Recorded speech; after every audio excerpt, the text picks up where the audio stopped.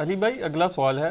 ہمارے ہاں یہ بات بہت مشہور ہے کہ اگر حاملہ عورت سورہ یوسف کی زیادہ سے زیادہ تلاوت کرے یا اس کے ساتھ خوبصورت بچوں کی پکچرز کو زیادہ سے زیادہ دیکھے تو اس عورت کے ہاں پیدا ہونے والا بچہ یا بچی بھی خوبصورت ہوں گے. کیا یہ عقیدہ درست ہے؟ بالکل جھوٹا عقیدہ جی. نہ تو اس کو ریویلڈ نالج کی کوئی سپورٹ حاصل ہے، نہ ایکوائرڈ نالج کی، یعنی نہ وحی کے علم کی، نہ سائنس کے علم کی. اور قرآن نے تو ہمیں واضح کہا ہے وَلَا تَقْفُ مَا لَيْسَ لَكَ بِهِ علم. اے انسان، کسی چیز کی پیروی اس وقت تک مت نہ کر جب تک تجھے اس کے بارے میں علم نہ حاصل ہو جائے. ان السمع والبصر والفؤاد کل اولئک کان عنہ مسئولا. بے شک کان، آنکھیں اور عقل اس کے بارے میں پوچھا جائے گا کہ ان تین انسٹرومنٹس کو استعمال کر کے تم نے حق بات تک پہنچنے کی کوشش کیوں نہیں کی. یہ سورہ بنی اسرائیل کے اندر 9th کمانڈ ہے، آیت نمبر 36 میں. تو نہ تو سائنس اس کو سپورٹ کرتی ہے، نہ وہیں میں کہیں موجود ہے. پتہ نہیں، میرا لگ کسی نے یہ سنا ہوگا کہ حضرت یوسف علیہ السلام خوبصورت ہیں، تو دوسرے نے پھر اس میں رنگ بھرے ہوں گے کہ اچھا یہ خوبصورت ہے تو اس کا مطلب ہے کہ سورہ یوسف پڑھنے سے جو بچہ ہے وہ خوبصورت پیدا ہوگا. اللہ کرے. حضرت یوسف علیہ السلام کی خوبصورتی میٹر نہیں کرتی ہے، اصل میں ان کے کردار کی خوبصورتی میٹر کرتی ہے کہ ان کو اتنی عورتوں نے ورغلایا. تو کاش کسی عورت کے دماغ میں یہ بات ہے کہ میرا جو بچہ پیدا ہو رہا ہے وہ یوسف کی طرح پرہیزگار ہو، پھر تو بات سمجھ آتی ہے. تو خوبصورتی کو لے کے بیٹھ رہے ہوتے ہیں. وہی کہانی کرائے گی یہ جو ہمیں. حالانکہ صحیح مسلم میں حدیث ہے کہ اللہ تعالیٰ تمہاری شکلوں اور مال کو نہیں دیکھتا، دلوں اور اعمال کو دیکھتا ہے. شکل تو اس نے خود بنائی ہے، اس نے کیوں دیکھنا ہے. حضرت بلال حبشی کا جب ہم ذکر کرتے ہیں تو ہمارے دل میں ان کے لیے محبت کے جذبات آتے ہیں، حالانکہ وہ حبشی تھے. سیدنا عمار ابن یاسر بھی حبشی تھے. تو حبشی جو ہے وہ کتنا خوبصورت ہو سکتا ہے. رنگ تو کالا ہی ہوگا، ناک تو موٹا ہی ہوگا، اور تو موٹے ہی ہوں گے، لیکن ان کے کردار کی خوبصورتی جو نبی علیہ السلام کے لیے انہوں نے قربانیاں دی، ان چیزوں کو ہم دیکھتے ہیں تو ہم ان سے محبت کرتے ہیں. تو پہلے تو میں پھکی اور اینٹی وینم والا جواب دوں گا کہ سورہ یوسف پڑھنے سے اگر کسی حبشی کے ہاں جو ہے وہ گورا پیدا ہو جائے تو پھر ہم ماننے کے لیے تیار ہیں. ایک آدھ ہو بھی سکتا ہے ویسے، لیکن انالیسز اس طرح نہیں کیا جاتا. وہ 100 عورتیں سورہ یوسف پڑھیں گی اور اس میں 99 کے یا 90% کے پیدا ہو جائے پھر تو ہم کہیں گے. تو ان کو بھی پتہ ایسا نہیں ہوگا، یہ پاسبل ہی نہیں ہے. نہ تصویریں دیکھنے سے کچھ ہوگا. لیکن یہ بات سائنس مانتی ہے کہ ونس جب پریگنینسی آئیڈینٹیفائی ہو جاتی ہے اور یعنی وہ بچہ بڑا ہوتا ہے اور گروتھ کی ایج میں آتا ہے اور 4 مہینے گزر جاتے ہیں اس کے سننے کی اور یعنی سننے کی صلاحیت جو ہے اس کی کام کرنا شروع کر دیتی ہے کان، تو وہ جو باہر کی آوازیں ہیں نا وہ ان کے ساتھ مانوس ہوتا ہے. یہ یعنی سائنس مانتی اس بات کو، اس ماحول کا. یعنی اگر ماں جو ہے وہ قرآن کی تلاوت کرنے والی ہے تو وہ اس کے ساتھ مانوس ہو جاتا ہے، ماں کی آواز کے ساتھ، باپ کی آواز کے ساتھ. اسی سے وہ انہوں نے کہانی نکال لی ہے نا کہ شیخ عبد القادر جانی جو پیدا ہوئے تھے 14 سپارے فصل.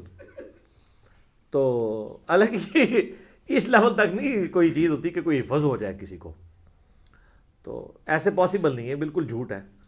یعنی صحابہ کرام تو صحابہ صفحہ بیچارے بیٹھ کے پورا پورا دن حضور سے تعلیم حاصل کرتے تھے، تو انہوں نے تو قرآن یاد نہیں کیا. اور یہ کہتے ہیں کہ جناب پیدائشی حافظن، وہ حافظ ہوں گے، ایک وہ انا انہوں ہی حافظ کہتے ہیں نا. تو یہ ہو سکتا ہے کہ اگر کوئی ایسا ہو. باقی شیخ عبد القادر جیلانی کے اوپر جھوٹ ہے، انہوں نے کبھی نہیں یہ کہا کہ میرے بارے میں یہ عقیدہ ہے.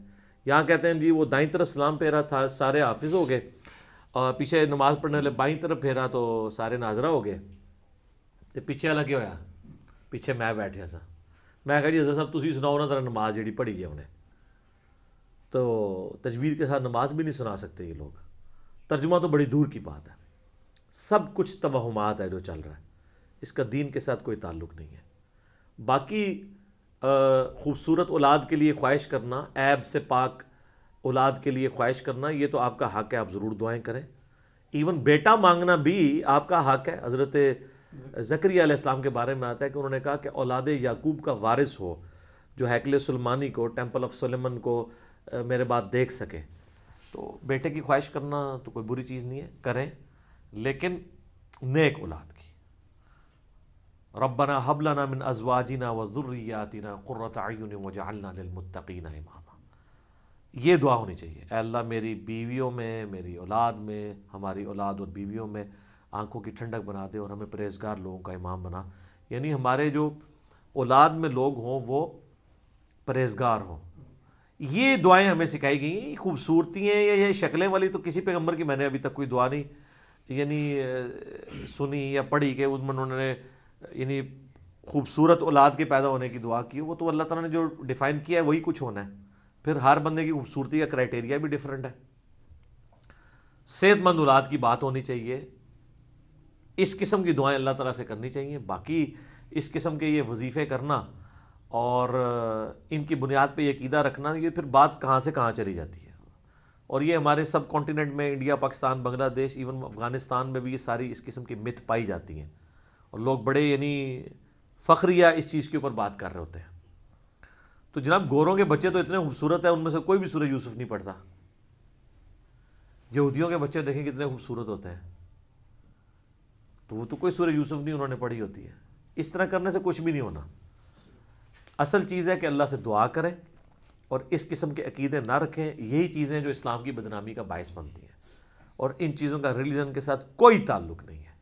دعا کریں، اللہ کی مرضی قبول کرے نہ کرے. اصل چیز ہے کہ یہ ہمیں دعا سکھائی گئی ہے کہ ہم نے نیک اولاد کے لیے وَجَعَلْنَا لِلْمُتَّقِينَ اماما، مجھے پرہیزگار لوگوں کا امام بنا. یہ ہمیں دعائیں سکھائی گئی ہیں. یا حضرت ابراہیم علیہ السلام کی دعا سورہ ابراہیم میں رب اجعلنی مقیم الصلاۃ ومن ذریتی ربنا وتقبل دعا ربنا اغفر لی ولوالدی وللمؤمنین یوم یقوم الحساب. اولاد کے لیے یہ دعا سکھائی گئی ہے. یہ عجیب و غریب قسم کی. اور واقعی وہ جب کوئی عورتیں اس طرح پریگننٹ ہوتی ہیں، ان کے کمروں میں بڑی بڑی تصویریں ٹانگ دیتے ہیں، وہ ان کو مسلسل دیکھتی رہتی ہیں اور سورہ یوسف کی بھی روزانہ تلاوت کرتی ہیں. میرا خیال ترجمے سے ایک دفعہ بھی نہیں پڑھتی ہوں گی کہ اس کے اندر لکھا کیا ہوا ہے، تو ان کو پتہ چل جائے کہ یہ تو کچھ اور ہی ہے. جس طرح میں آپ کو بتاؤں ہمارے یعنی معاشرے کے اندر کئی ایک مت چل رہی ہوتی ہے نا، ان میں سے میں آپ کو ایک مت مجھے بائی چانس یاد آ گئی. یہ سورت نمبر ہے 50 سورہ قاف، 2 نقطوں والا قاف نا، جس کے بارے میں صحیح مسلم میں 4 حدیثیں ہیں کہ نبی علیہ السلام کے جمعے کا خطبہ اکثر یہی صورت ہوتی تھی. اور یہ میں نے کور بھی کی ہے سورہ قاف. مسئلہ نمبر ہے 59، منکرین خدا کو دلائل کے ذریعے دعوت، سورہ قاف کی روشنی میں. مختصر سی صورت ہے، 45 آیات ہیں. تو اس کے اندر ایک آیت آتی ہے کہ جس آیت کے بارے میں یعنی ایسا مت مشہور ہے کہ یعنی آپ کو یہ جو اینکوں والی دکانیں ہیں نا، ان کے باہر بھی یہ آیت لکھی ہوئی نظر آئے گی. جیسے ہاسپٹلس کے باہر لکھا ہوتا ہے نا، وہ سورہ المائدہ کی آیت نمبر 32، جس نے ایک جان کو بچایا اس نے پوری انسانیت کو بچایا، اور جس نے ایک انسان کو قتل کیا گویا پوری انسانیت کو قتل کیا. حالانکہ سب سے بڑے ڈاکو اور قاتل وہی ڈاکٹر ہوتے ہیں جو اندر بیٹھے ہوتے ہیں. بالکل ان کی فیسیں دیکھیں، ان کا ظلم دیکھیں. کئی عورتیں ہیں گائنی کی جو ڈاکٹرز ہیں، وہ اپنا ٹائم بچانے کے لیے آپریشن کر دیتی ہیں عورتوں کا کہ یار اس پہ محنت کرنی پڑے گی، یار میں نے تو پارٹی میں جانا ہے، کٹ مارو. وہ بھگتتی رہے عورت. پھر کئیوں کے اندر وہ کینچیاں بھول جاتی ہیں، پھر وہ کئی کے پیٹ کے اندر وہ تولیے بھول جاتی ہیں، وہ بعد میں پھر وہ پیپ پڑتے رہتے ہیں، زخموں میں آپریشن در آپریشن ہوتے ہیں، ان کے گھر والوں کا پیسہ لگتا رہتا ہے. اور یہ اپنی ایک یہ مجھے خود یعنی میرا دوست ہے، اس کی وائف لیڈی ڈاکٹر ہے، اس نے مجھے بتایا کہ میری وائف بتاتی ہے کہ اس طرح لیڈی ڈاکٹرز کرتی ہیں اپنی کمٹمنٹ پوری کرنے کے لیے. مارو جی چیرا خیر ہے، دیکھی جائے گی. یعنی یہ اتنے ظالم ہیں، انہوں نے مرنا نہیں ہے. تو یہ اینکوں والی دکان پہ نا اکثر ہی آیت تو اتنی لکھ کے لگائی ہوئی، شاید لائی ہوئے انہوں نے اٹھا دی، کوئی اور آیت لکھ کے لگاؤ. سورہ قاف آیت نمبر ہے 22. اب اللہ تعالیٰ قیامت کا ذکر کر رہا ہے. چلو میں آپ کو بعد میں بتاتا ہوں کہ وہ ہے کیا ہے، فی الحال آپ کو لفظی ترجمہ بتاتا ہوں. ایک ٹکڑا اس آیت کا، فَكَشَفْنَا عَنْكَ غِطَاءَكَ فَبَصَرُكَ الْيَوْمَ حَدِيدٌ. آج ہم نے تیری نگاہ کے آگے سے پردہ ہٹا دیا ہے، تو دیکھ تیری نظر کتنی تیز ہے. میری دادی ماں ابھی تک یہ پڑھ پڑھ کے نا پھونکے تو وہ آنکھوں پہ دم کر دی ہے. تو وہ انہوں نے بھی اپنے کئی بزرگ، یہ ہمارے چلتی ہے سب کانٹیننٹ میں، لوگ کہتے ہیں وہ نظر کے لیے نا آپ یہ پڑھیں. تو میں نے ان کو اس دن کہا، میں نے کہا اس کا مطلب پتہ ہے آپ کو کیا ہے؟ وہ کہتے ہیں مطلب نہیں مجھے پتا، لیکن یہ ہے کہ نظر واسطے ہے. میں کہا یہ ترجمہ ہے کہ آج ہم نے تیری نگاہ کے آگے سے پردہ ہٹا دیا ہے، تو دیکھ تیری نگاہ کتنی تیز ہے.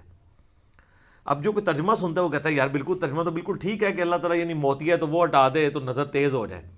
لیکن یہ تو اللہ کے بندو، اللہ نے کافروں کے بارے میں اور نافرمانوں کے بارے میں کہا ہے. یہ پوری آیت اس طرح نہیں، یہ آدھی آیت ہے. یہ آیت سٹارٹ ہوتی ہے اس سے کہ اللہ تعالیٰ، وہ پیچھے کانٹیکس چل رہا ہے کہ قیامت والے دن شیطان جو انسان کے ساتھ اٹیچ ہے، جس کو ہم ذات بھی کہتے ہیں یا کرین بھی کہتے ہیں، جو ہر انسان کے ساتھ اٹیچ ہے، بخاری مسلم میں آتا ہے، وہ انسان کے ساتھ پیش کیا جائے گا اللہ کی بارگاہ میں. تو اللہ تعالیٰ اس نافرمان شخص کو کہے گا لَقَدْ كُنْتَ فِي غَفْلَةٍ مِّنْ هَذَا، بے شک آج کے دن کے بارے میں تو بڑی غفلت میں تھا نا، تو نے کبھی سوچا بھی نہیں تھا تو نے مر کے اپنے رب کے حضور پیش ہونا ہے. تو یہ سمجھتا تھا کہ یہ بس یہ جہاں مٹھا اگلا کس نے ڈٹھا، یہ سب سٹوریاں ہیں، مر کے اللہ کے پاس نہیں جانا. تو دنیا میں تو قیامت کے بارے میں اب سوچ بھی نہیں سکتا تھا، نہ عقیدہ رکھتا تھا، نہ کبھی اس کی طرف تیری توجہ ہوئی تھی. فَكَشَفْنَا عَنْكَ غِطَاءَكَ فَبَصَرُكَ الْيَوْمَ حَدِيدٌ، تو دیکھنا آج ہم نے تیری نگاہ کے آگے سے وہ پردہ ہٹا دیا نا. دنیا میں ہم غیب کے پردے میں تھے نا. ان الذین یخشون ربهم بالغیب لہم مغفرۃ واجر کبیر، بے شک جو لوگ اپنے رب سے بغیر دیکھے ڈرتے ہیں ان کے لیے ہے مغفرت اور بڑا اجر. دیکھے تو سب نے مان لینا ہے. تو دنیا میں بن دیکھے تو نے ہمیں نہیں مانا، تو آج دیکھ لے ہم نے پردے ہٹا دیے ہیں، تو اب یہ قیامت قائم ہو گئی ہے نا. تو آج تو تیری نگاہ، یہ بڑی طنز پہ اللہ تعالیٰ بات کر رہا ہے، آج تو تیری نگاہ بڑا کام کر رہی ہے، آج تو تجھے سب کچھ نظر آ گیا. دنیا میں تو چلا تے انا بنے ہوا ایسا ہے، ہن تیرا اندھا پن دور ہوا، آج تیری نگاہ بڑی تیز ہے. دیکھ نا یہ دوزخ کا عذاب، یہ قیامت کا دن قائم ہو گیا نا. میرے پیغمبروں نے جو تم لوگوں سے وعدے کیے تھے دیکھو آج پورے ہو گئے ہیں. یہ مطلب ہے اس کا کہ آج سے پہلے تو غفلت میں تھا، آج دیکھ ہم نے تیری نگاہ سے سارے پردے ہٹا دیے. تو وہ پکڑ کے نا اس آیت کو، وہ اینکوں والی دکانوں کے اوپر کئی لوگوں نے وہ اینکوں کے جو کور ہوتے ہیں نا اس کے اوپر یہ لکھوائی ہوئی ہوتی ہیں. کئی جو آئی اسپیشلسٹ ہیں نا انہوں نے باقاعدہ جو وہ اپنے وہ چھپواتے ہیں نا پیڈ جس پہ دوائیاں لکھتے ہیں، اس کے اوپر یہ لکھی ہوئی ہوتی ہیں. یار دیکھو اللہ تعالیٰ ان لوگوں سے پوچھے گا یار تم نے آئی اسپیشلسٹ تو بن گئے لیکن تو نے کبھی ایک آیت کا بھی ترجمہ نہیں پڑھا کہ اس کا مطلب کیا تھا. اس کا نگاہ کی تیز ہونے کے ساتھ اللہ نہ کرے کہ اس طرح کی کسی کی نگاہ تیز ہو، اللہ معافی دے، دنیا میں ہی آنکھیں کھل جائے. یہ تو جس کی نگاہ اس طرح کی تیز ہو رہی ہے اسے بیڑا غرق. ٹھیک ہے نا جی، اللہ معافی دے. اس نال تو بندہ دنیا چ انا مر جائے نا وہ ٹھیک ہے، لیکن اے والا کام نہ ہو. کیونکہ صحیح بخاری میں حدیث ہے کہ نبی الاسلام فرماتے ہیں کہ اللہ فرماتا ہے کہ میں دنیا میں اپنے جس بندے سے آنکھیں لوں تو اس کی جزا جنت کے سوا کچھ نہیں میرے ہاں. دنیا میں اگر کسی کی نگاہ اللہ نے لے بھی لی تو اس کے بدلے میں اسے جنت دے گا. بہت بڑی نعمت اللہ نے اسے لی ہے. تو یہ اسی طریقے سے ہے جس طرح یہ آیات پڑھ پڑھ کے لوگ پھونک رہے ہوتے ہیں اور اس سے یہ سمجھتے ہیں نگاہ تیز ہو جاتی ہے. کیونکہ کوئی ایک لفظ بیچ میں ایسا آ جاتا ہے اس سے لوگ خود بخود نہ پھر آگے رزلٹ نکالنا شروع کرتے ہیں. اچھا یہ مطلب آ رہا ہے نا تو یہ اس میں سے رزلٹ نکال. بعض کا ٹھیک بھی ہوتا ہے، یعنی وہ فٹ ان بیٹھ رہا ہوتا ہے. اور میں اس میں بتاؤں ہمیں کوئی اختلاف نہیں ہے. صحیح مسلم میں حدیث ہے، نبی الاسلام فرمایا تم اپنے زمانے جاہلیت کے دم مجھ پہ پیش کرو، اگر ان میں بھی شرکی الفاظ نہیں تو تم کرتے رہو. اور مسلم شریف میں حدیث ہے اگر کوئی اپنے بھائی کو فائدہ پہنچا سکتا ہے، اس کے ایکسپیرینس سے اسے پتہ ہے، تو وہ اس طریقے کے معاملات اس کے ساتھ کر سکتا ہے. ضروری نہیں ہم کہتے ہیں کہ کتاب و سنت کے تعلیم کیے ہوئے وظائف ہی ہوں علاج کا جہاں تک تعلق ہے. ابو داؤد میں حدیث ہے ایک عورت نبی علیہ السلام کے پاس آئی تو آپ علیہ السلام نے کہا کہ تم میری بیوی حفصہ کو وہ یہ پھوڑے اور پھنسیوں کا دم جو ہے وہ سکھا دو. صحیح مسلم میں حدیث ہے ایک بچی نبی علیہ السلام کے سامنے آئی، اس کا چہرہ زرد تھا تو آپ فرمایا کہ اس کو دم ڈلواؤ، اسے نظر لگی ہے. تو یہ دم اور اس طرح کے سارے معاملات میں آپ کوئی بھی علاج کروا سکتے ہیں جو شرکیہ نہ ہو. اور اسی میں امپلائڈ ہے نہیں حدیث کی روشنی میں جب نبی علیہ السلام فرمایا کہ جو اپنے بھائی کو نفع پہنچا سکتا ہے پہنچائے. اگر کسی کو ایکسپیرینس سے کوئی چیز حاصل ہو گئی ہے اور وہ نمبر آف ٹائم حاصل ہوئی ہے اور اس کو حالات و واقعات بھی سپورٹیو ہوں تو آپ کر سکتے ہیں. جس طرح میں نے یہ کہا کہ سورہ قاف کی آیت آؤٹ آف کانٹیکسٹ پیش کی جاتی ہے تو سب کچھ ہی غلط نہیں چل رہا معاشرے میں، کچھ چیزیں ٹھیک بھی چل رہی ہیں، وہ آزمودہ بھی ہیں اور وہ قرآن پاک سے لوگوں نے ڈیٹیکٹ کی ہیں. مثلا سورہ القلم ہے پارہ نمبر 29 میں، اس کے نا بالکل اینڈ پہ جا کے یہ آیت آتی ہے 51 نمبر، سیکنڈ لاسٹ آیت ہے.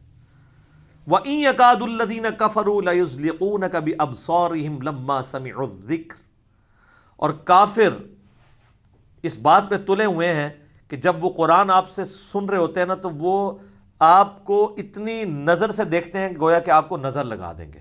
باقاعدہ انہوں نے بندے ہائر کیے تھے نظر لگانے والے مشرکین عرب نے کہ حضور جب قرآن پڑھیں تو وہ ان کو یوں دیکھتے رہیں تاکہ نظر لگ جائے.